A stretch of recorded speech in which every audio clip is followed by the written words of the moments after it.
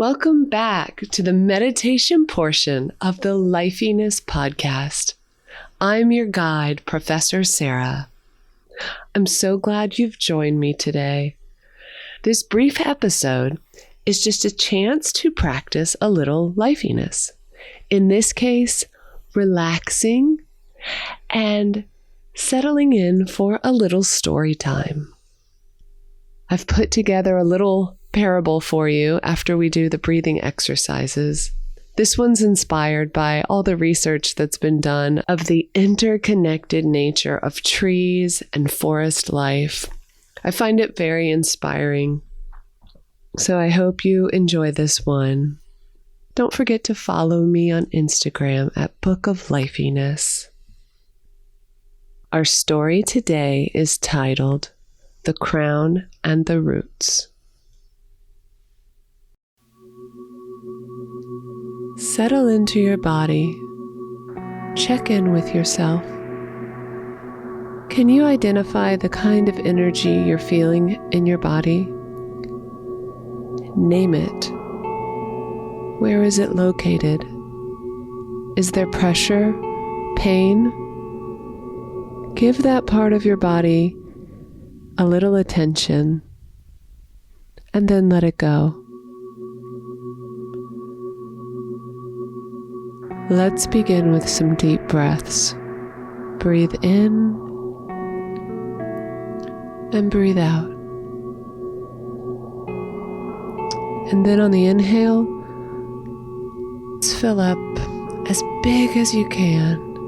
Expand your rib cage all the way. Breathe into your belly and then let it all go. Breathe out audibly. All right, breathe in, 2, 3, 4, and then out breath all the way out, 2, 3, 4, 5, 6, 7, 8. Breathe in, 2, 3, 4. Breathe out. 2, 3, 4, 5, 6, 7, 8.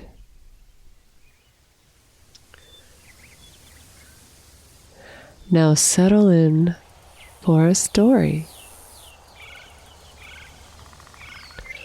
Once upon a time, there was a young tree whose crown, her branches, grew much faster than her roots. She grew taller and more slender with each passing year, and her branches reached high above the other young trees. All of the mother trees beamed with pride at her rapid growth and healthy trunk. But one very wise old tree warned her one day that she shouldn't forget her roots, that she needed to send resources down into the earth and not just into the branches. "Your roots should be twice as deep as your trunk and branches," said the elder tree. "That way you will grow to be stable and strong enough to endure the wildest winds and stormiest floods that come through these forests."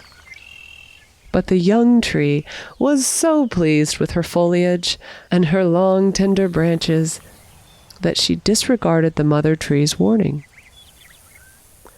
Then one day, the little tree met a big, strong boulder and fell in love.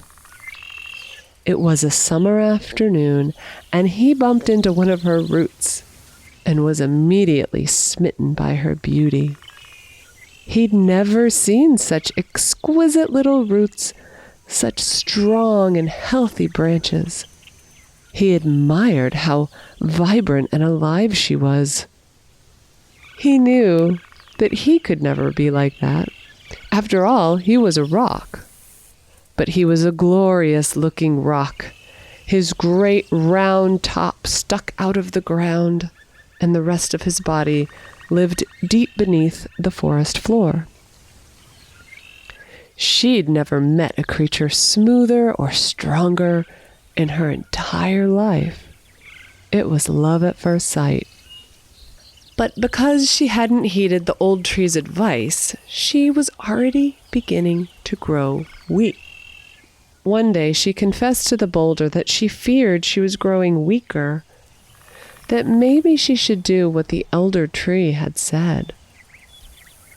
But the boulder puffed himself up and said, "Don't you worry, just hold on to me. Don't even think about what that silly old tree said.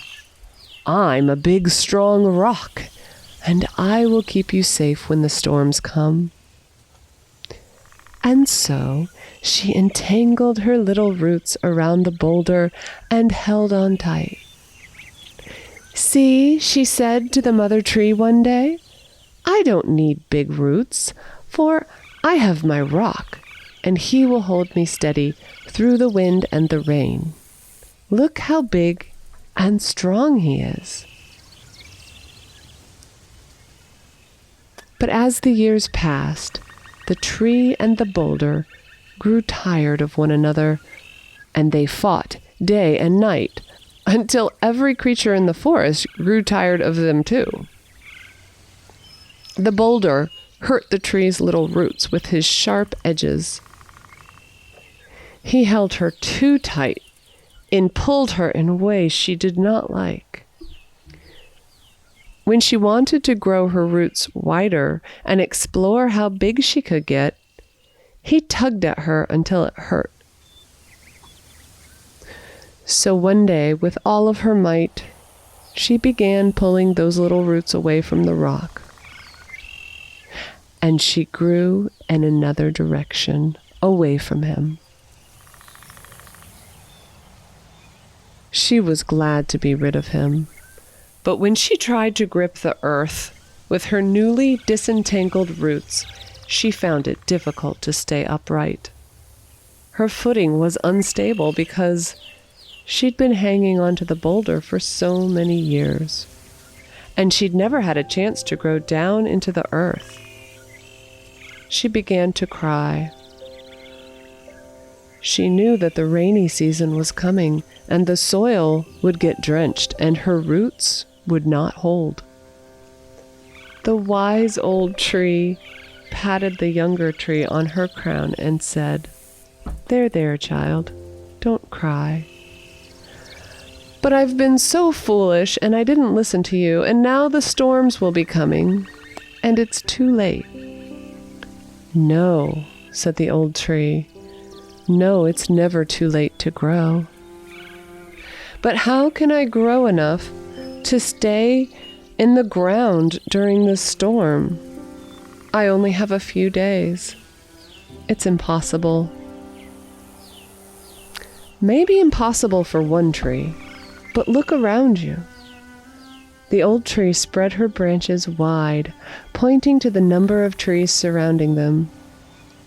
"If we all grow just a little bit toward you in the next few days, I think we can form a web to hold you in the ground." Pretty soon the forest was abuzz with the plan to help the young tree. They all did their part, and within a few days the young tree could feel that around the base of her trunk she was being held by the roots of all her surrounding sisters and mothers. This made her so happy that her own roots grew faster and deeper than ever before. By the time the first storm washed through the woods, the young tree was safe. She withstood the storm, and the rainwater nourished her roots even more. And with the help of her tree family, she weathered all of the storms that season. From that day forward, she vowed to grow her roots deeper and wider with each passing year, so that she would never be afraid of the wind and the rain again.